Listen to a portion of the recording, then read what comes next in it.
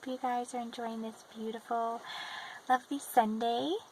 I have seen quite a few posts and talked to quite a few people, and obviously it is not news to you guys that there is a lot of hate and unkindness going on in the world, to say the least. And I've gotten a few rhetorical questions, and I've also gotten there's been a lot of questions on why there is so much hate in the world, and I understand that everyone has their opinion on why there's so much hate in the world, but if basically I could sum up or give a symptom of why there's so much hate in the world, it's because people don't want to face their own pain.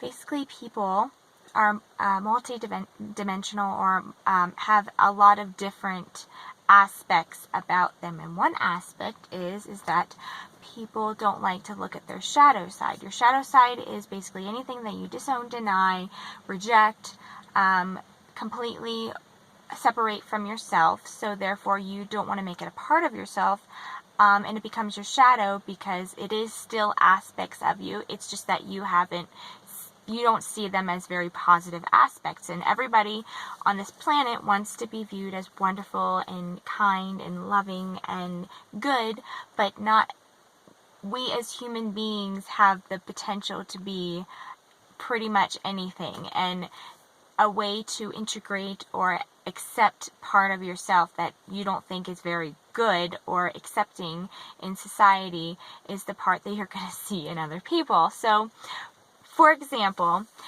the way you see yourself as good is basically what I say a lot in my videos, and everybody wants to be seen as this wonderful and in this positive light, but human beings are very dynamic and very complicated in people. So let's say somebody has associated sex with or their sexuality as something that is negative. So they are trying to suppress their sexuality or completely disown it. So they're going to see that obviously in other people because they're trying to avoid it. And whatever you try to avoid, you're going to see. It's like the law of the universe.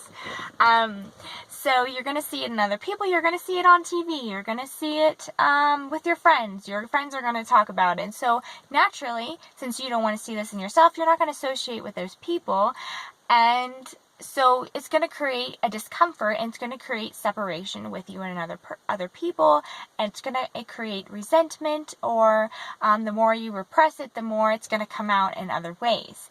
So this is a form of separation, and so when people don't see their own pain, they're going to project it onto other people, and it's going to create a lot of anger against other people, a lot of fear against other people.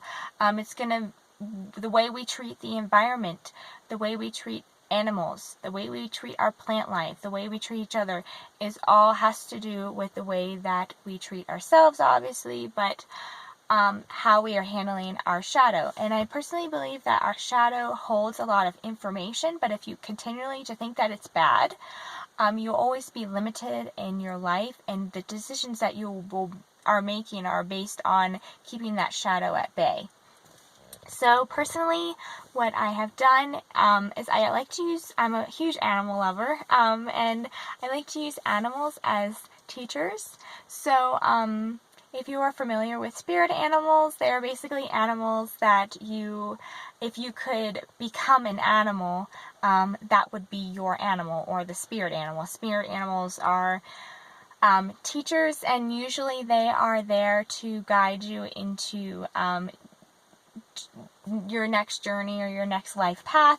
If you're personally not into the shadow animals, I try to leave my videos up for multiple people to relate to. So basically, typically your favorite animal has a lot of aspects about yourself. This also includes your shadow animal. Your shadow animal is all of the aspects about yourself that you have denied, suppressed, disowned, and this animal would be your shadow animal. So I personally, my spirit animal was an elephant, but before it was an elephant, it was my shadow animal.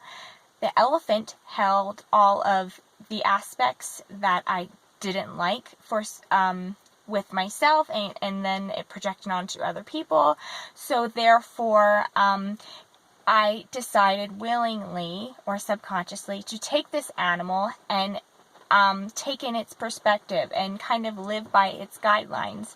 The way that it viewed the world.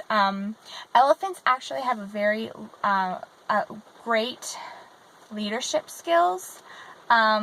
They are usually associated with women empowerment because the female and the eldest elephant will lead the tribe to their next journey and their next wherever they need to go to get food or water. So elephant people are highly associated with women empowerment. They are associated with nurturing, associated with protecting the weak or the sick. They're very, very intelligent animals. So basically, for a number of reasons, these were aspects of myself that I did not particularly like. So when I took on this animal, I actually learned to embrace these traits.